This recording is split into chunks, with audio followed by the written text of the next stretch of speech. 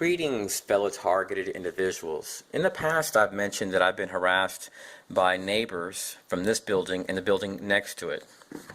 Now, this guy was harassing me just about 5 days ago in the community. I don't know him, but I've seen a lot of people wearing like all black shirts hanging out around his place in the past. And I've been harassed by a group called Ciitzens Corps, and I made a video called Fema Ciitzens Corps and Unconstitutional Treatment. And the guy told me they wear black clothes to intimidate people, to make their presence known. So I've had a lot of people make their presence known in my life.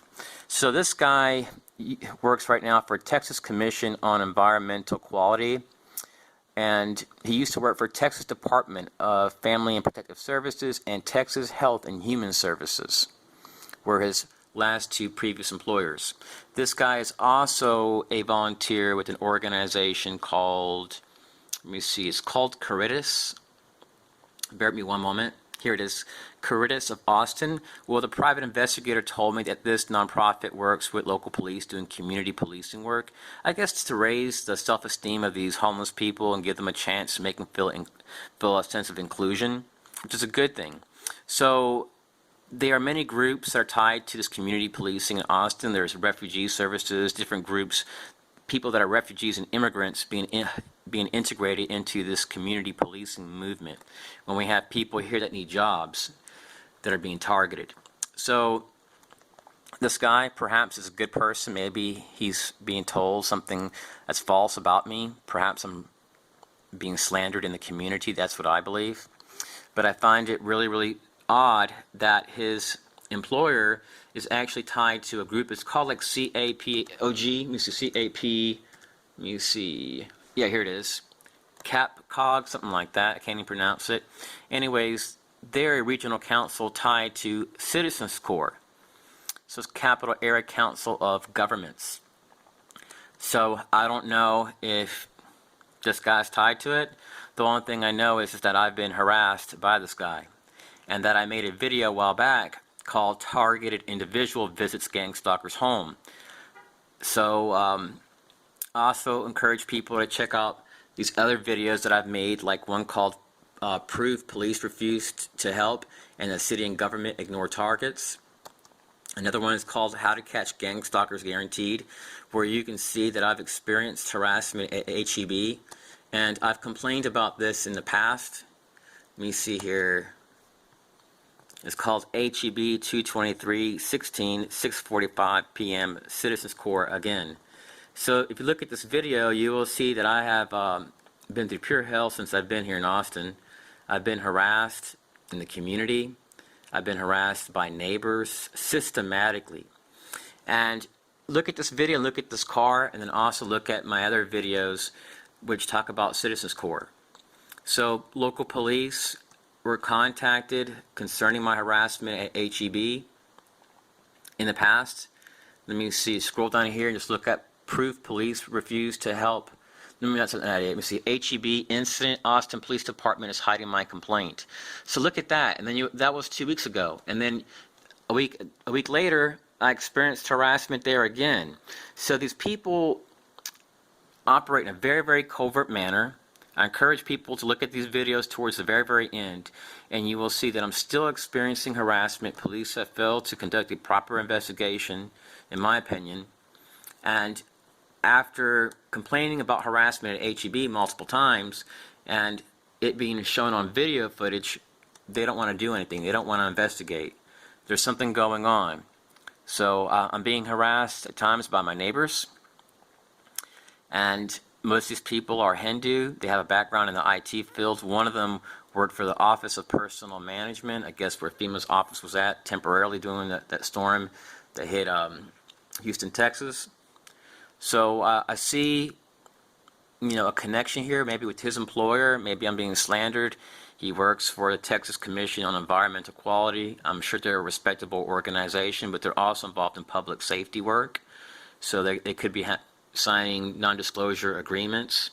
So that's pretty much all I wanted to share. I apologize for the poor quality of this video, but my camera SD card was attacked. And within seconds, the video that I was going to share was totally ruined. So that's it. Peace. Okay, I moved here in 2015. This is this guy that lives across the street from me. I've mentioned I've been harassed from people that live across the street from me, and I mentioned it to the FBI about a year ago. So this guy works for a government contractor, and he moved here in 2014, I believe. Here's his information, the same guy. And you look here and look, it comes up withheld pursuant to B6, which is something you see under like the Department of Justice, especially Exemption 6, where they withhold information. So let me see here. So he worked there for 27 months. He came here in 2014. So that means that most likely he's been living here at the time. So let's also look at this. We can see the symbol here, which is the DHS symbol. You see that? The eagle? And let's go over here. So we see the similarities. Here's from the other page. So we see big similarity. Okay, also note that in every city, there's normally a district representative for these community policing programs, and they're tied to schools, PTA meetings, civic groups, citizens on patrol, apartment residents on watch, also known as AROW, and they're involved in filling gaps between patrol services and community needs, pretty much helping police when they're unable to patrol areas. Okay, greetings, fellow targeted. Now, a while back I made a video on this street called Fema's Citizens Court and Unconstitutional Treatment. I'm not 100% sure, but I'm pretty sure it was right here, this house right here. Let me see here. It's 1226. Let me see if there's a tag on front of this car. So here it is, DDD 1862. So I'm 100% sure it's this house right here. After that video, I had a guy honk the horn at me in a very harassing manner, like repeatedly. And then after that, I had a girl walk up to me in 102-degree heat, throw on a hood over her head, real skinny girl, and this happened quite a few times in this area. I was being provoked, I was being harassed, and that video called Fema Citizens Court and Unconstitutional Treatment was filmed right over here, in this area. So,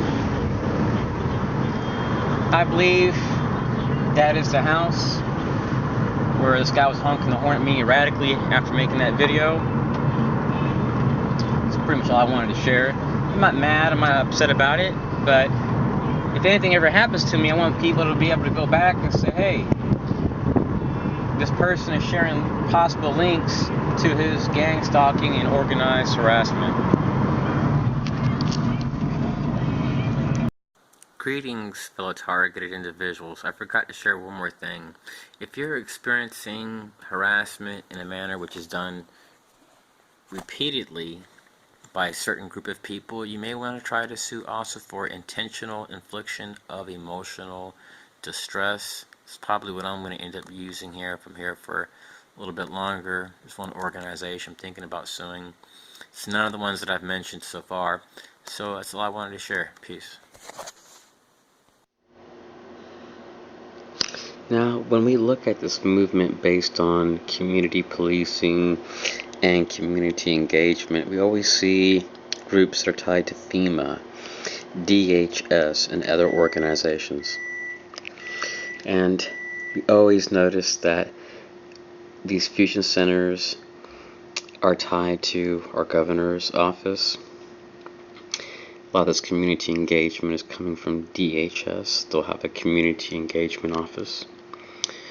It's a massive movement, but when we look at this new rise of community engagement groups that are all across our country, and that are getting involved in our lives, we always see that it's tied to the state.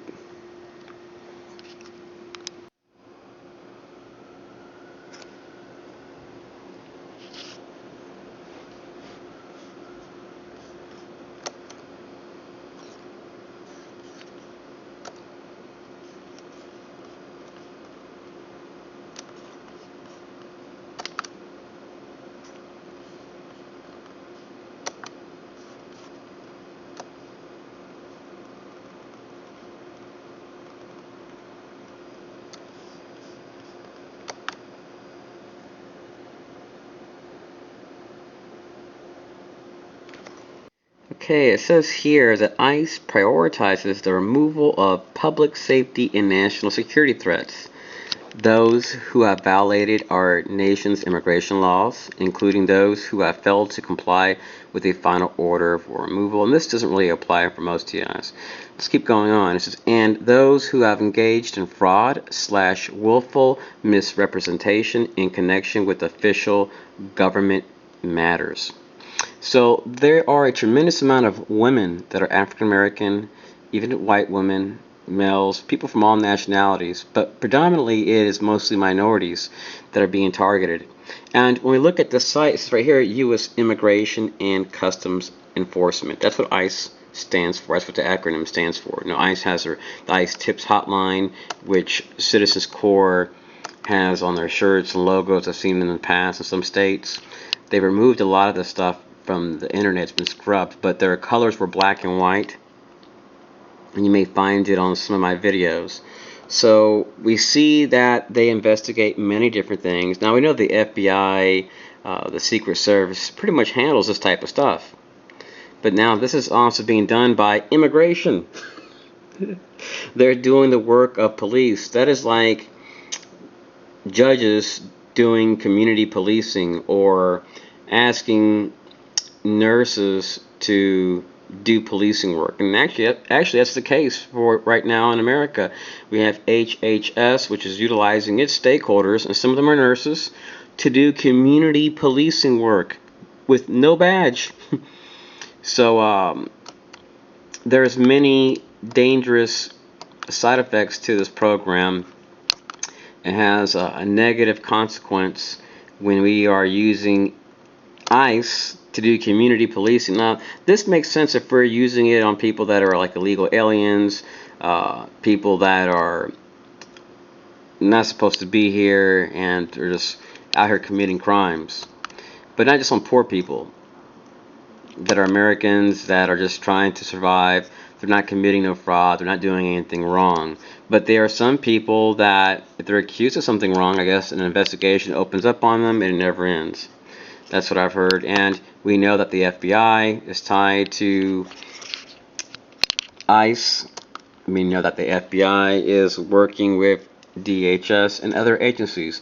And we know one thing, that the FBI has a long history of harassing people. Every TI that's been doing investigative work on organized harassment has to realize this. Okay, my other camera died. The battery is dead, so I don't know how this is going to come out. I lost my place. But anyway, I was talking about state-created danger liability.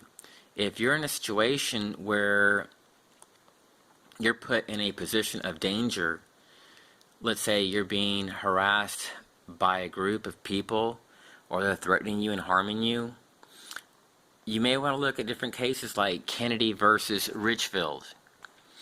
And you may want to also, if you have to, sue your police. I would not recommend that if you have to live in a big city and you're dealing with hundreds of cops.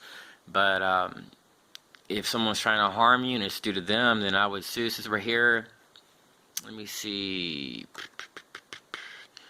if this is cases any good. 42 U.S. 1983 allows a person to sue a police officer or other government official who violates the person's civil rights. So, let me go on here. Anyways, I'm just blabbering on, just sharing information. And also, if you're being harassed in stores, you may want to contact your Texas Workforce Division Office and see if they have any type of services where you can make a complaint due to being treated in a bad manner by a store. Let me see if I can find it here. I think it's under EEOC. And I know EEOC just handles pretty much work-related complaints, but I heard from someone that they actually do at times accept complaints from things going on in stores, like you're being treated badly by employees or something like that, or you're being put in a situation where your life's in danger. It could be anything like that. So know that your state attorney general, state attorney, all these people are very well aware of what is going on. Maybe not towards you, but they know this gang stalking program is very, very real. But if you're being harassed, I've been hearing a lot about people being attacked by these ultrasonic weapons. You may want to contact the FCC.gov or the Spectrum Enforcement Division and see what they can do, or the NTIA.doc.gov, or just search NTIA. I don't have my contacts on, and see if that organization can help you. So I don't know if that information is going to be any good. Since I'm going to be moving soon, I figured it may help. So if you're being harassed in stores, contact the EEOC, or let's see here, or the U.S. Department of Labor, OSHA.gov. Let's say you're being treated badly and the people are not treating you in an ethical manner. Maybe they can do something, or the Health and Code Enforcement. So let me go on here. So that's pretty much it. It's all I really wanted to share. I just, wanted to put this information out there. Peace. Now, I'm not saying that I'm being gang stalked. I'm not. My thing is that at this building right here, there's an HHS worker, and you can see, look, right now there's a white car passing by. They look kind of concerned. They're going off into a garage. This right here is BDL 6304. So my thing is recording tags, because at this building right here, I've complained about harassment. I've complained about systematic, organized harassment at this building. I went to the FBI office I'd say about 14 months ago, here in Austin, Texas, because the harassment was getting out of hand. I was getting sick and tired of it. So,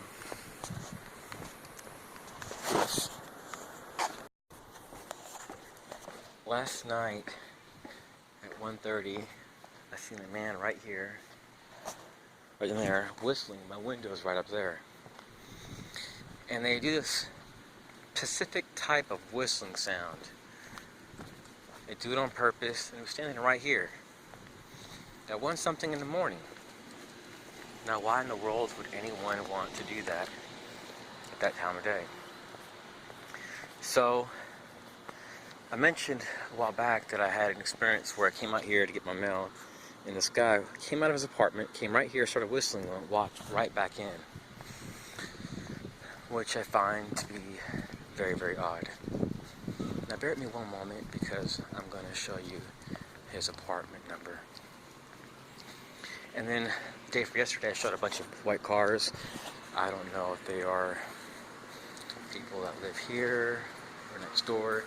Sometimes parking gets kind of bad, and people park from the apartment and park right there. His apartment number is 1212. Now, this is where it gets real strange. Remember in the past I made a video called T.I. Visits Gang Stalker's Home? That video was recorded upstairs at the very first room on the left. Here's the pool where I live, and this building's right here. So, when I went to the guy, I was like, I'm not going to give you no information. If you want to cooperate. I found it all so weird.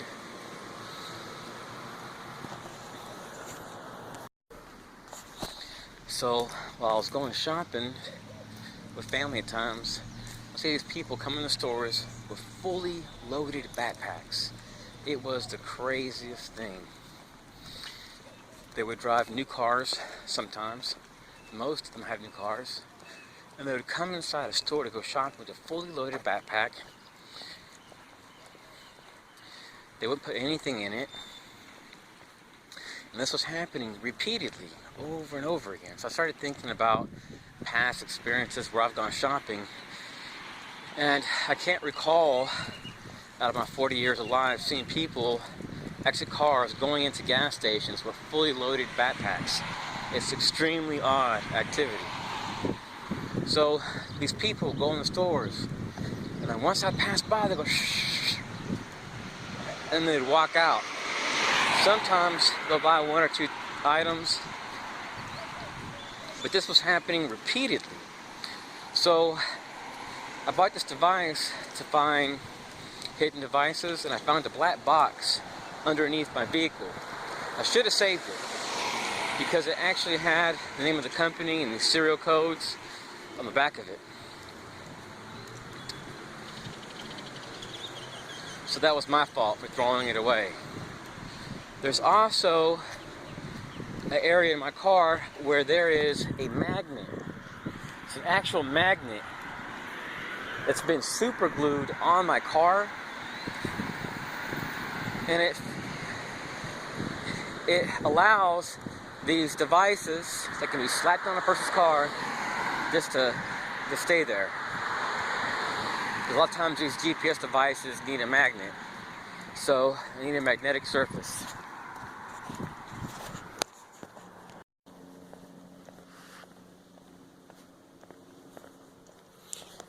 One thing these gang stalkers do not want people to have is a social life or a social network.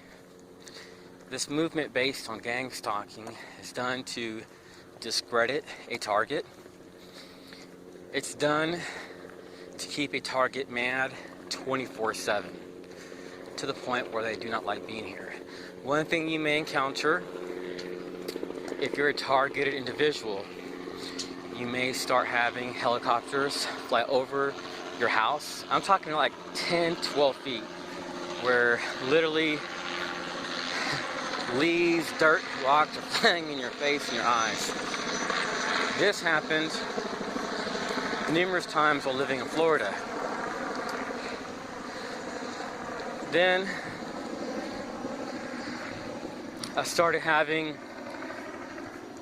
white cars pass by my place and just throw piles of trash in front of the place that I live. Now, I went through this for a long time in Florida. It was pretty persistent.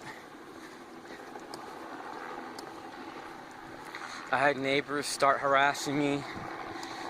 I experienced all types of weird stuff. Let's say I go to a beach and there's no one around. Then all of a sudden, someone would sit right next to me on a beach. There's not a soul for a mile in either direction. And they would just start talking to me. So I started looking at tags, started running people's information. And from what I have gathered, the same stakeholders which have harassed me in Florida and in New Mexico also operate here. Now, these people, they study people. They do a lot of psychological profiling. You may notice an increase in black SUVs, or just SUVs in general, coming around your way, monitoring you, people in suits. You may not notice people that have these white curly earpieces in their ear, people from the FBI kind of scoping you out. You may experience a tremendous amount of computer losses. Now, know that the FBI, DOD, all these organizations are nothing more than really companies when you really think about it. Let's look at the FBI. They got contractors, DOD contractors. And then when we look, we see that they're tied to radical feminist organizations like the Southern Poverty Law Center. All these people can be bought. Groups through Infraguard. People can be bought off. Say, I want this person targeted, I want this person harassed. How much is it going to take? When you're dealing with rich people, they don't care. So, realize when you're in this program, no matter if you build a organization to help house veterans, you give millions of dollars away, it's not going to help. These people will continue to target you. There's been a few people that I've heard that have been able to get out of this program. I've heard of, I think about 4 people. Supposedly, they're out of the program. Now, I don't know how they got out of the program, who they knew, if they had to become a Freemason, I don't know. But they claim they're out of the program.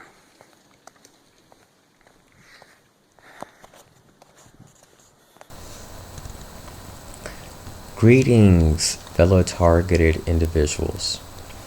Recently, I received a letter from a fellow targeted individual, which is worried about his well-being because he's being harassed in the community by different community policing groups. And he knows some of these people, and he states that it's a waste of time to complain about it because the police won't help him. Now, most targets are marginalized. Very, very few of them are upper middle class. So a lot of targets are placed in a situation where they cannot move. They're stuck in a place where they're unable to move forward in life and forget about their gang stalking and move on and just enjoy life. See, what happens is that these movements are based on utilizing stakeholders, and these programs are being severely abused through local law enforcement and non-governmental organizations. Now, these regional governments, is what I call them, are being used by the global ruling elite to slowly dismantle our sovereignty and our constitutional rights. Most of these groups are filled with these high-ranking Freemasons and Illuminati members, pretty much the shadow government. So when we look at a lot of these groups that are involved in this community policing, they're tied to fusion centers and so on, we see that it's all about sustainability, community policing, Agenda 21. And I'm not saying anything bad about Agenda 21. Perhaps it has some good points, but I see a lot of bad points. And this movement is slowly making its way into different governmental organizations like Health and Human Services. Now they have their own offices of community engagement. Then we have the COPS program, Citizens Corps, Fire Corps, EMS, Medical Reserve Corps, all these different agencies that want to get into our life, that want to manage us, try to micromanage us. And that's causing a lot of problems. Now, when we look at these groups in our area like the Rotary Club, the Lions Club, the Sierra Club, and they got this massive nonprofit called, what was it, the National Corporation for Community Service. We see that all these groups are about improving public safety, but they're mostly filled with older people, middle class people that are well-to-do. So you're always going to have a lot of people in these movements that are going to be predominantly white. And I'm not a racist person, but when we look at these groups, we see that a lot of these groups, I think more than 2,000 NGOs, which have been accredited by the UN to implement this Agenda 21, are filled mostly with people of Anglo descent. And I'm Anglo myself. And I can't say that I support Agenda 21 100% because I don't agree with a lot of different things in there. So we know that in the United States, much of this Agenda 21 has been implemented through government agreements, through these non-governmental organizations, these NGOs, which are mostly left-leaning environmental organizations like the Sierra Club. So the Rotary Club, all these groups have strong ties to like UN, the Lions Club, Sierra Club, all these groups.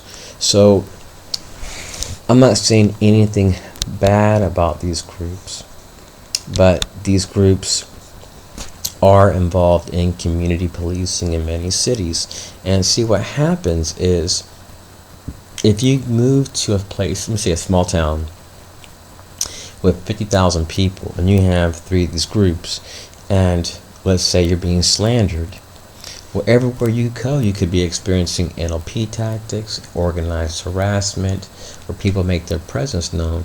And in these people's eyes, they can say, oh, I'm not doing anything wrong. I'm helping the community because I'm letting the person know that they're being observed. They're making their presence known. And that is what community policing is. So what happens is that anytime you're policing someone that doesn't know you, first of all, you're offending them. Then second of all, you're provoking them to anger. That is part of the reason why our country has been plagued with a lot of acts of violence, and the police and all these different organizations that know about these movements are the ones that talk to the media. So they have to make the people look sick or delusional. Now, a lot of these different groups are tied to HHS, or a corporation that has maybe an office of communications and community engagement, or so on. In many states, they have different names for them.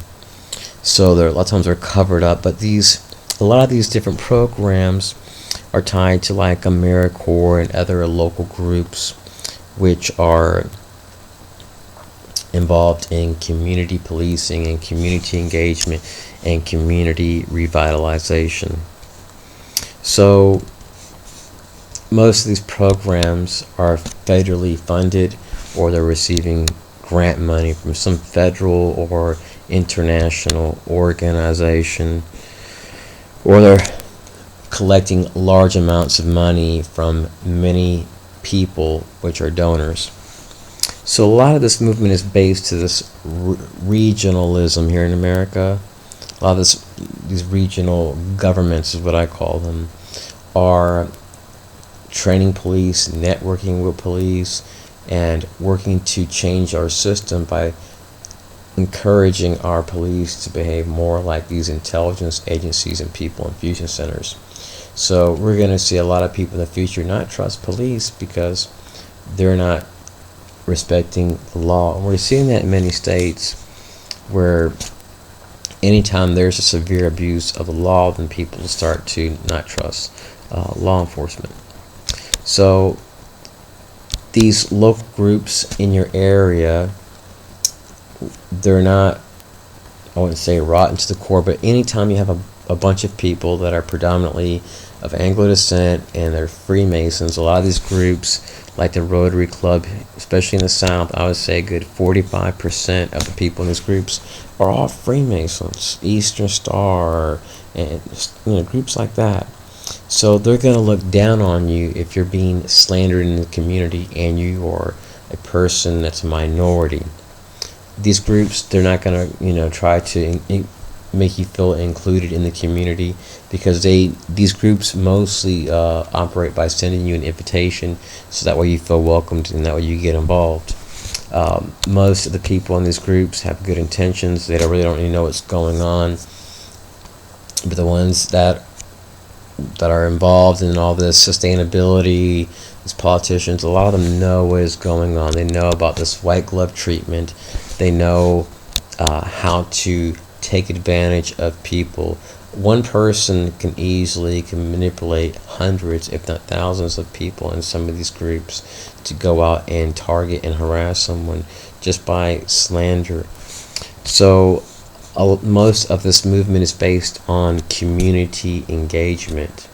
So the people confronting you, most of the time are someone different that you've never met in a big city. Then there are some people that know what's going on in HHS and all these other organizations, and they abuse, and they abuse, and they abuse, and they abuse, and they're trying to push someone over to the edge instead of helping them. Now, I've been living here in Austin for 2 years, and recently found out that this guy that was harassing me, these people that were harassing me from this building, that some of these people have government jobs, and one of this guy that harassed me recently, I just discovered it yesterday, that he used to work for HHS, and now he works for this other local group, but he's tied to this community policing movement from what it looks like. So I've been systematically harassed since I've been here. I've been harassed at supermarkets, on the road, at home, in school. I mean, it's been ridiculous. I've even been harassed while I sleep and while I eat food. So these people try to target every aspect of your life and to make your life as humanly toxic as possible. I've reached a point now where if you put $1 million in my hand, I would not want to date one person here. I'm just ready to hop on a ship and get the heck out of here. I don't trust any person in this community. After what I've experienced and after seeing how big this movement it is, I'm very, very certain that this movement is based on causing nothing but harm. So you have all these stakeholders that are involved in this movement, and what they want to do is they want to try to push buttons, see how you're going to react, because these people are being told that maybe you're dangerous, you're a bad person. God knows what they're saying. So these people are trying to see how you're going to react. Now, harassing people has been linked to serious problems. Go into a club and grab someone's wife's behind, whatever. Just watch what happens. They're going to have a problem. Well, these people doing this gang stalking, community policing, when they're making their presence known, what they're doing is they're causing a problem. Because first of all, if you're buying food, you're not harassing no one. If you're walking to your car or groceries, you're not harassing no one. If you're following people in a supermarket and rolling into U.S. schools to police someone, you're not helping them. You're actually placing our schools in danger. You're harming our supermarkets and placing our fellow Americans' lives in danger. Because we don't know if the person that's being targeted while they're shopping is just buying food just to eat and it's not going to harm no one. After you see someone buying food for 2 years, it's like they're not harming no one. Why are you going to harass them? So we have to understand that this movement is not about helping us. It's about harming people. And it's about trying to demoralize and degrade. A lot of these people hide behind maybe like these all these fraternities, all this fraternalism, brotherhood. But the truth is that these people care more about their fraternalism than the U.S. Constitution. When we really, really look at a lot of these people and their beliefs that are based on the New World Order, we clearly see that these people do not respect constitutional rights, and in many cases these groups are tied to racist. Not all, but I would say a large portion of them, especially in the South, are not gonna. They may smile in your face and hang out with people like me that are Hispanic or African American, but the truth is, at the end of the day, we're just nothing more than a nobody to these people. A lot of them don't even really like us. I grew up in the South, and I remember when I had blonde hair, there was a lot of people that thought I was just, totally European, had no Hispanic roots, or Hispanic bloodline. So people, like the kids I would hang out with, and I was a child, their family would treat me like one of the fellow Anglo people, and I would hear how they would communicate with black people while they were with them, and then once they leave, it was like the N-word. And these are people that in their minds are thinking they're close friends because they've been talking for years, hanging out, having dinner, but really these people really didn't like them. I'm not saying it's the case for the majority or whatever. I'm just saying that I've seen it a lot in the South, a lot. And then when people realized that I was Hispanic, I started, losing friends. People didn't want to communicate with me as much. So I learned to stick with my own. Now here in Austin, it's a little different than the South. I like it's very multicultural, kind of living in a liberal world here, where I go for walks and I have people trying to indoctrinate me and tell me how I'm supposed to believe and all this stuff. So, I just wanted to put that out there, fellow TI. If you're experiencing harassment in your local community, you don't feel like your life's in danger. And this message is going out to this TI that wrote me this letter. He's concerned that some of these groups that have been harassing him in the local community are going to harm him. The main thing is these people want to make their presence known. Now, first of all, understand they're not stopping crime. If you're buying gas and you have groups making their presence known, they're not stopping crime.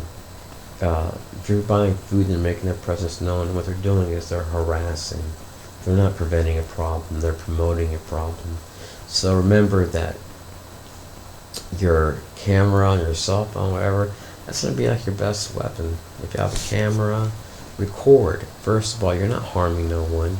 Second of all, that's information you can share with local law enforcement, so we can get these people off our streets that are doing this.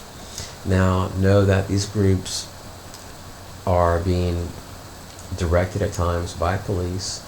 If they're volunteering to target you, pretty much, it's going to be in stores, theaters, while you take a walk. I mean, this is how sick this movement is. It's actually illegal. Not even the HHS has the authority under the United States government to go out and systematically harass, stalk, and follow people. They don't have that right. Now, it's something if you're mentally ill, you're totally delusional, you don't know what's going on. But if you know what's going on, you're a rational, well-behaved person, there's no reason for no one to follow you. Now, a lot of the targets, when you start exposing what's going on, a lot of these different organizations or members from some of these groups, they could want to target you because, first of all, you're making them look bad, and you're not really trying to. So what these people will have to do is, in some of these local groups, if you expose them, they're going to want to see how they can make you snap and push your buttons, because you're pushing their buttons without even knowing it, because you're exposing what's really going on.